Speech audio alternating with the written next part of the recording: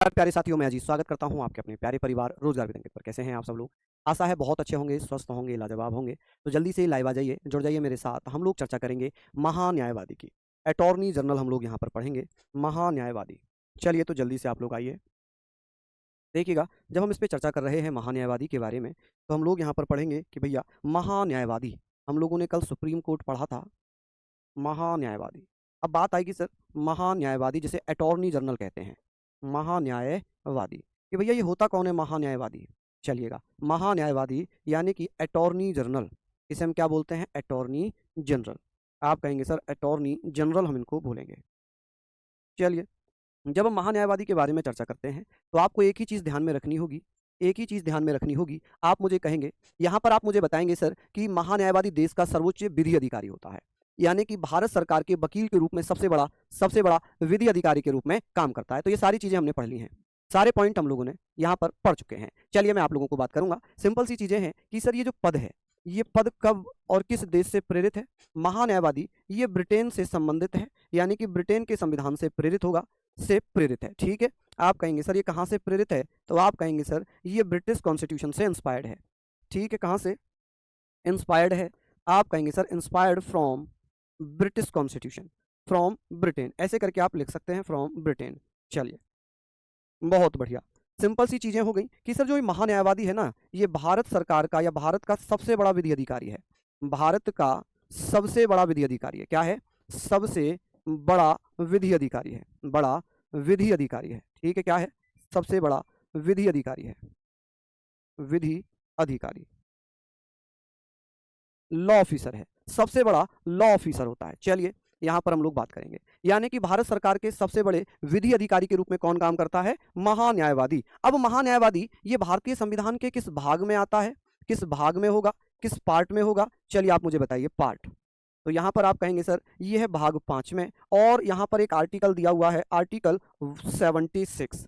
क्या दिया है? आर्टिकल 76 दिया हुआ है। इसमें हम पढ़ेंगे सर अनुच्छेद, अनुच्छेद 76 कहता है कि सर भारत में जो महान्यायवादी होगा इसकी नियुक्ति कौन करेगा? चलिए बताइए। बहुत बढ़िया, सुप्रीम कोर्ट अभी नहीं पढ़ाया है, अभी नहीं पढ़ाया है क्या? चलिए, अभी हमने इसमें क्या क्या पढ़ लिया है देखना भाई एक बार। चलिए, बहुत बढ़िया, इसका वो देखना प्लेलिस्ट यूट्यूब की। चलिए, बहुत बढ़िया, हम अभी चेक कर ले रहे हैं हमने क्या क्या चीजें इसमें पढ़ ली हैं। तो हम बात करेंगे सर महान्यायवादी की नियुक्ति। किसकी? महान्यायवादी की नियुक्ति, कि भैया महान्यायवादी की नियुक्ति कौन करता है? जल्दी से बताइए, नियुक्ति, कि भैया इसकी नियुक्ति किसके द्वारा की जाती है? अपॉइंटमेंट कौन करेगा? आप कहेंगे सर अपॉइंटमेंट किसके द्वारा किया जाता है? Appointment of attorney general, attorney general. चलिए, आप मुझे कह सकते हैं कि सर महान्यायवादी अटॉर्नी जनरल, यहाँ पर हमने सारी चीज़ों की बात कर ली है कि sir appointment of attorney general, महान्यायवादी की नियुक्ति हम लोग यहाँ पर पढ़ सकते हैं। देखिए मैं आपको बता देता हूँ हमने क्या क्या चीज़ें यहाँ पर, भारत का संवैधानिक विकास पढ़ लिया, संविधान सभा, संविधान का निर्माण, संविधान के स्रोत, प्रस्तावना, अनुसूचियां, संविधान के भाग, संघ और उसके राज्य क्षेत्र, नागरिकता, मूल अधिकार, राज्य के नीति निर्देशक सिद्धांत, मौलिक कर्तव्य, राष्ट्रपति, राष्ट्रपति की शक्तियां, वाइस प्रेसिडेंट, और आज हम ये पढ़ रहे हैं महान्यायवादी। कलम पढ़ेंगे संसद, कलम क्या पढ़ेंगे? संसद पढ़ेंगे। ठीक है, अभी हमारा सुप्रीम कोर्ट वगैरह नहीं हुआ है। चलिए, अब क्या महान्यायवादी की नियुक्ति, इसकी नियुक्ति कौन करता है? आप कहेंगे सर इसकी नियुक्ति किसके द्वारा की जाती है? तो आप मुझे बता सकते हैं कि सर केंद्र की सिफारिश पर, केंद्र की सिफारिश पर, किसकी? केंद्र की सिफारिश, सिफारिश, सिफारिश पर, सिफारिश पर राष्ट्रपति। आप कहेंगे सर सिफारिश पर राष्ट्रपति। चलिए, यहां पर हम लोग बात करेंगे सर किसके द्वारा? By president, by president on the recommendation of, by president on the recommendation, recommendation आप लिख लेंगे सर किसकी सिफारिश पर हो रहा है ये सब, तो आप बता देंगे सर रिकमेंडेशन किसकी सिफारिश पर होगा? तो रिकमेंडेशन ऑफ सेंटर, यानी कि केंद्र की सिफारिश पर, केंद्र की सिफारिश पर महान्यायवादियों की नियुक्ति होती है। 10 तारीख वाला ऑफर अब नहीं आएगा बेटा, वो खत्म हो चुका है। हाँ जी, चलिए क्या कह रहे हैं सर? 10 तारीख वाला ऑफर में बुक ऑर्डर किया था तो देखा आज कैंसिल दिखा रहा है, देखना भाई इनकी समस्या। चलिए, हम लोग यहाँ पर बात कर रहे हैं प्रधानमंत्री मंत्रिपरिषद भी पढ़ेंगे, सब कुछ पढ़ेंगे, सारी चीजें पढ़ेंगे, सब कुछ पढ़ेंगे। ठीक है, तो आप कहेंगे सर नियुक्ति कौन कर रहा है? ये। अब इसी में क्या लिखा हुआ है ना, इसी में सब कुछ लिखा हुआ है, इसी में इसकी योग्यताएं भी दी हुई हैं कि सर योग्यताएं क्या होंगी? आप कहेंगे सर योग्यताएं, योग्यताएं कौन क्या हो सकती हैं? आप कहेंगे सर योग्यताएं इसकी जो है क्या लिखी हुई है? क्वालिफिकेशन क्या लिखी हुई है? तो हमारे संविधान में जो इसकी क्वालिफिकेशन बताई गई है ना, वो सिर्फ ये लिखी है कि सुप्रीम कोर्ट का जज बनने योग्य हो। क्या लिखी हुई है कि ऐसा व्यक्ति जो सुप्रीम कोर्ट का जज बनने योग्य हो, या ऐसा व्यक्ति जो कानून की बहुत अच्छी समझ रखता हो, उसी को केंद्र सरकार की सिफारिश पर राष्ट्रपति क्या बना देती है, क्या बना देती है, महान्यायवादी, अटॉर्नी जनरल क्या बना देती है, अटॉर्नी जनरल बना दिया जाता है। चलिए, यानी कि सुप्रीम कोर्ट में जज बनने योग्य व्यक्ति, सुप्रीम कोर्ट में, सुप्रीम कोर्ट सर्वोच्च न्यायालय, सुप्रीम कोर्ट में क्या, सुप्रीम कोर्ट में जज बनने योग्य व्यक्ति हो, जज बनने योग्य, जज बनने योग्य हो, ऐसी योग्यताएं रखता हो, योग्य हो, ऐसी योग्यताएं रखता हो जो सुप्रीम कोर्ट के जज बनने की हो। अब सुप्रीम कोर्ट का जज कौन बन सकता है, ऐसा व्यक्ति जो भारत का नागरिक है। चलिए, अब आप मुझे बताइए, आप मुझे बताइएगा कि सर सुप्रीम कोर्ट में, सुप्रीम कोर्ट में जज बनने योग्य व्यक्ति, ऐसा व्यक्ति जो सुप्रीम कोर्ट में जज बनने योग्य हो, ठीक है, क्या हो, जज बनने की योग्यता रखता हो। और सुप्रीम कोर्ट में जज कौन बन सकता है, जो भारत का नागरिक है। कौन, जो भारत का नागरिक है, जो दो दो या दो से अधिक हाई कोर्ट में, एक या एक से अधिक हाई कोर्ट, माफी चाहूंगा, एक या एक से अधिक हाई कोर्ट में पिछले 5 वर्षों से जज हो, या ऐसा व्यक्ति जो पिछले 10 वर्षों से एक या एक से अधिक हाई कोर्ट में वकालत कर चुका हो, या राष्ट्रपति की नजरों में कानून का ज्ञाता हो। कौन हो, कानून का ज्ञाता हो। चलिए, तो ये सारी चीजें हम लोग यहाँ पर पढ़ लेंगे। चलिए, बहुत शानदार। तो आप कहेंगे सर सुप्रीम कोर्ट में जज कौन बन सकता है, तो सुप्रीम कोर्ट में जज बनने के लिए क्या योग्यता होना चाहिए, भारतीय नागरिक हो, भारतीय नागरिक हो। आप कहेंगे सर भारतीय नागरिक हो, ठीक है, कौन हो, सिटीजन ऑफ इंडिया होना जरूरी है। कौन होना जरूरी है, सिटीजन ऑफ इंडिया। आप कहेंगे sir citizen of India, citizen of India हो। नेक्स्ट आप लोग कह सकते हैं सिटीजन ऑफ इंडिया हो, पहला पॉइंट ये है। दूसरा पॉइंट ये है कि एक या एक से अधिक, एक या एक से अधिक अधिक हाई कोर्ट में जज रहा हो, हाई कोर्ट में जज हो या रहा हो, या रहा हो। चलिए, हो या रहा हो, ठीक है। अगर ये क्वालिफिकेशन भी नहीं है तो एक क्वालिफिकेशन और है, और करके लिखी हुई है, और, क्योंकि वो भी दूसरी ही मानी जाएगी। ये हो, ये वाली तो कंपलसरी है, इन दोनों में से कोई एक, इन दोनों में से जज हो, जज हो या रहा हो। लेकिन उसके लिए कंडीशन भी तो है, जज हो या रहा हो, कि भैया 5 वर्षों से, एक या एक से अधिक हाई कोर्ट में 5 वर्षों से, यहां तक लिखना भैया 5 वर्षों से। इसको द्वारा ही मैं लिख देता हूं, ये पूरा गड़बड़ हो गया, ये पूरी जो है गड़बड़ हो गई। एक या एक से अधिक हाई कोर्ट में 5 वर्षों से जज हो या रहा हो, हाई कोर्ट में,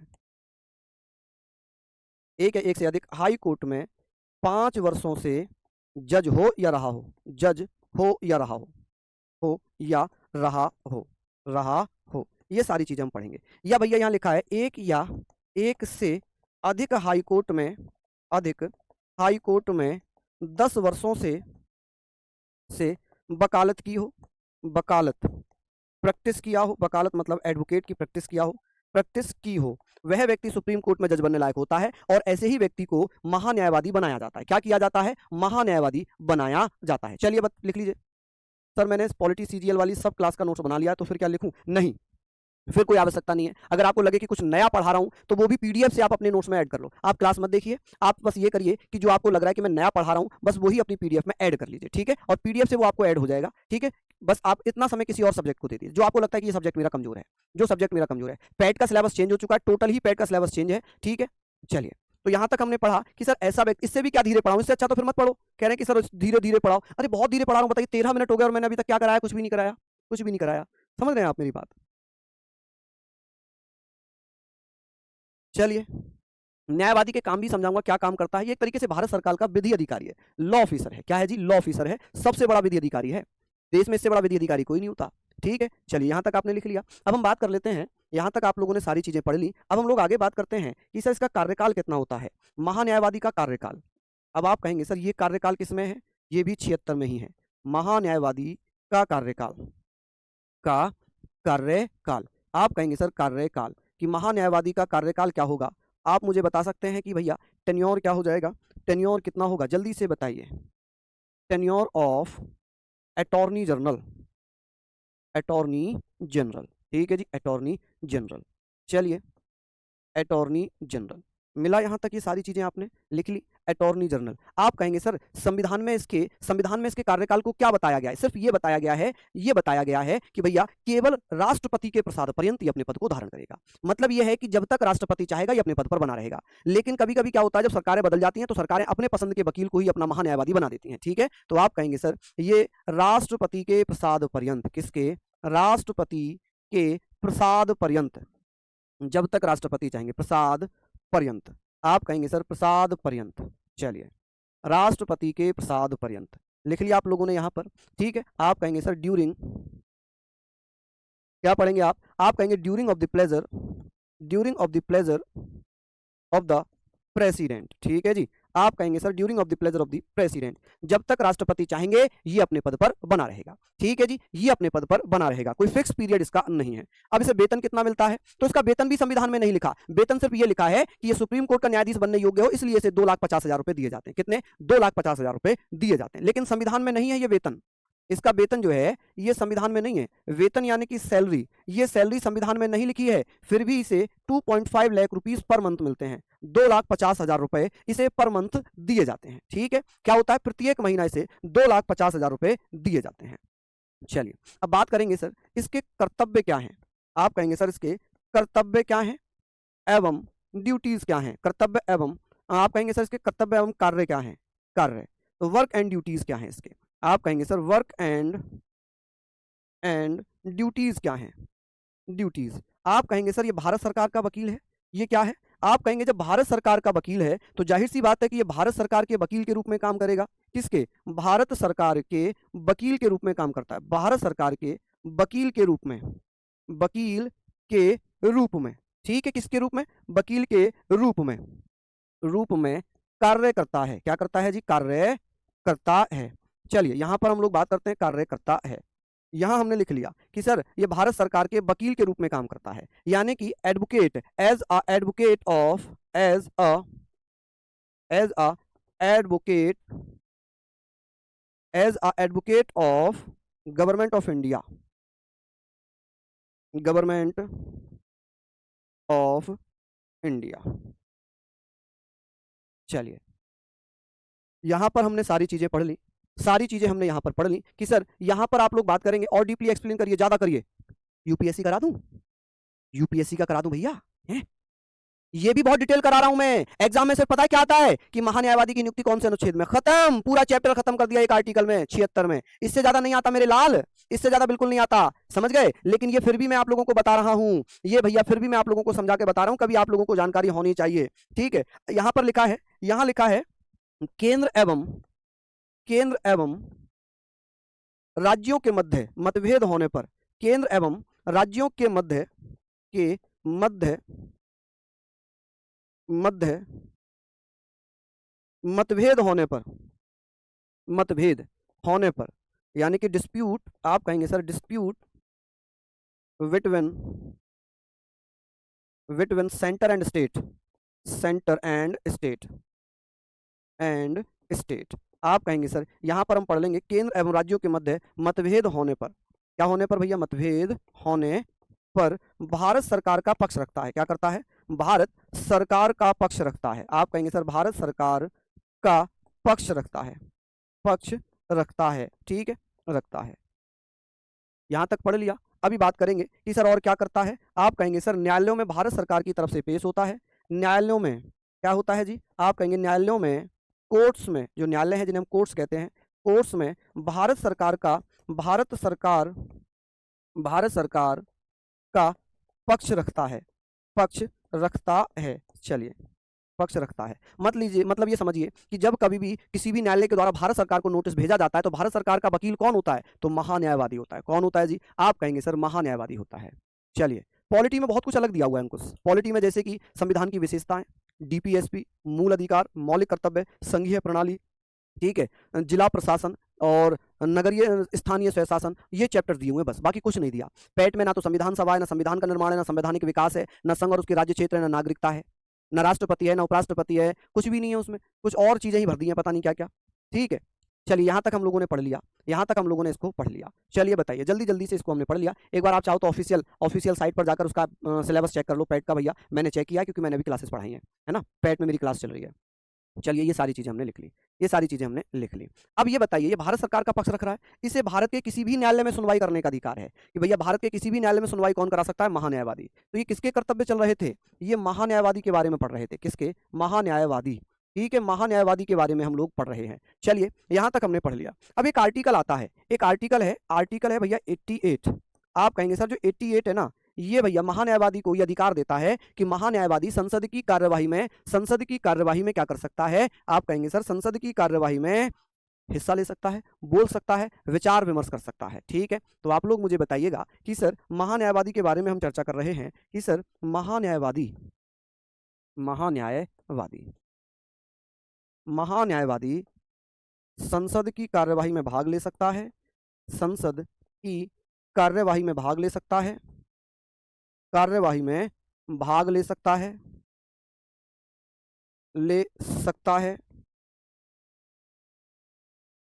विचार विमर्श कर सकता है। आप कहेंगे सर विचार विमर्श कर सकता है, अपनी बात रख सकता है, विचार विमर्श कर सकता है, लेकिन वोट देने का अधिकार नहीं है, लेकिन वोट देने का अधिकार नहीं है, वोट देने का अधिकार नहीं है। ठीक है जी, वोट देने का अधिकार नहीं है। ठीक है कि भैया महान्यायवादी संसद की कार्रवाई में हिस्सा लेगा, बोल सकता है, विचार विमर्श कर सकता है, लेकिन उसे वोट देने का अधिकार नहीं है। अनुच्छेद 165 में एडवोकेट जनरल है, एडवोकेट जनरल है, वो राज्य का महाधिवक्ता है। जैसे ये देश का महान्यायवादी है, वैसे ही वो राज्य का महाधिवक्ता है, वो राज्य का सबसे बड़ा विधि अधिकारी है, ये देश का सबसे बड़ा विधि अधिकारी है। ठीक है, अब कुछ इंपोर्टेंट फैक्ट हम लोग यहाँ पर लिख सकते हैं। फैक्ट महान्यायवादी के बारे में बात करेंगे, जैसे कि प्रथम महान्यायवादी कौन थे? प्रथम महान्यायवादी, तो आप महान्यायवादी न्यायवादी प्रथम महान्यायवादी आप मुझे बता सकते हैं कि सर पहले महान्यायवादी कौन थे? आप कहेंगे सर पहले महान्यायवादी कौन थे, तो आप बता सकते हैं पहले महान्यायवादी थे MC Setalvad, MC Setalvad, Setalvad, MC Setalvad, यानी कि इनका पूरा नाम है मोतीलाल चिमनलाल सीतलवाड़, मोतीलाल मोतीलाल चिमनलाल सीतलवाड़, मोतीलाल चिमनलाल सीतलवाड़, सीतलवाड़। ठीक है जी, चलिए वर्तमान में कौन है भैया? वर्तमान महान्यायवादी बताइए जल्दी से, कौन है? आर वेंकट रमणी। आप कहेंगे sir are Venkat Ramani, are Venkat रमणी। ठीक है जी, बहुत बढ़िया। बजट भैया एक साल में एक ही बार पेश होता है। चलिए अटॉर्नी जनरल है आर वेंकट रमणी। अब ये भी ध्यान रखना कि भाई भारत बहुत बड़ा है, भारत में 28 राज्य 8 केंद्र शासित प्रदेश हैं। क्या हर जगह महान्यायवादी ही जाएगा? नहीं, तो फिर कौन जाएगा जी? आप कहेंगे सर हर जगह तो ये नहीं जा सकता, तो फिर क्या होगा? आप कहेंगे सर, आप कहेंगे महान्यायवादी की सहायता के लिए, महान्यायवादी की सहायता के लिए, की सहायता के लिए क्या होता है भैया? सहायता के लिए एक सॉलिसिटर जनरल क्या बनाया गया है? एक solicitor general, solicitor solicitor general. ठीक है, एक सॉलिसिटर जनरल एवं एवं अतिरिक्त सॉलिसिटर जनरल की नियुक्ति की जाती है, अतिरिक्त सॉलिसिटर जनरल की नियुक्ति की जाती है, सॉलिसिटर जनरल की नियुक्ति की जाती है, नियुक्ति की जाती है, की जाती है। ये इनका वर्णन संविधान में नहीं है, ये संवैधानिक पद नहीं है। ठीक है, ये संवैधानिक पद नहीं है, ये संसद के द्वारा बनाए गए पद हैं। अच्छा, प्रथम सॉलिसिटर जनरल कौन थे? आप कहेंगे सर पहले सॉलिसिटर जनरल कौन थे? जल्दी से बताइए, पहले सॉलिसिटर जनरल कौन थे? सॉलिसिटर जनरल कौन थे? चलिए बताइए। सॉलिसिटर जनरल थे जिनका नाम था सी के दफ्तरी, सी के दफ्तरी। ठीक है, आप कहेंगे सर चंदन कृष्ण दफ्तरी, चंदन कृष्ण दफ्तरी। और वर्तमान में कौन है जी? वर्तमान में ये सॉलिसिटर जनरल कौन है वर्तमान में? आप कहेंगे तुषार मेहता। कौन? तुषार मेहता। इनका कार्यकाल बढ़ा दिया गया है, तुषार मेहता, इनका कार्यकाल बढ़ा दिया गया है। ठीक है जी, चलिए ये तो हमने पढ़ लिया जी, यहां तक हमने पढ़ लिया। नहीं नहीं, वो सब आर्टिकल जितने भी है ना, नियुक्ति हो गई, कार्यकाल हुआ, वेतन हुआ, सब कुछ अनुच्छेद 76। इसमें केवल 2 ही आर्टिकल में पढ़ने थे, इसमें केवल हमें 2 ही आर्टिकल पढ़ने थे। ठीक है, चलिए इनका जो ना तुषार मेहता का ये सेकंड कार्यकाल है, ध्यान रखना ये सेकंड कार्यकाल है। ठीक है, क्या है जी? सेकंड कार्यकाल, सेकंड कार्यकाल। आप कहेंगे सर दूसरा टेन्योर हो जाएगा ये। तो ये क्लास आज थोड़ी सी छोटी रह गई क्योंकि इतना ही बड़ा टॉपिक था ये, इससे ज्यादा कुछ पूछा भी नहीं जाता, तो इतना ही बड़ा टॉपिक है ये, इससे आप लोग पढ़ सकते हैं। ठीक है, तो इसमें और कुछ खास है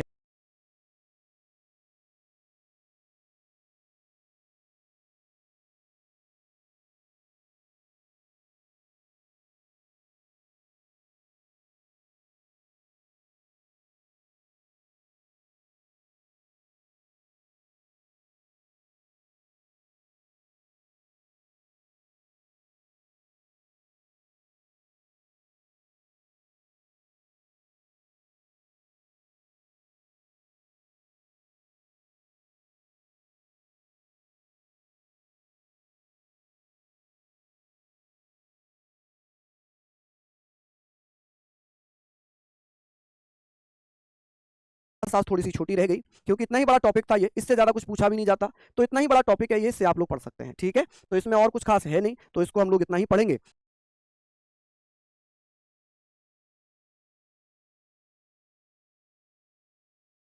और कल सुबह 10 बजे यूट्यूब पर आरडब्ल्यू स्टेट एग्जाम पर बिहार पुलिस में मैं जीएस का एक रिवीजन प्रैक्टिस सेट करा रहा हूँ स्पेशल, तो आप लोग प्लीज उसमें जरूर जुड़िएगा, ठीक है। साइड हो जाऊंगा मैं, बिल्कुल साइड हो जाऊंगा जी। चलिए, तो सभी को धन्यवाद, नमस्कार।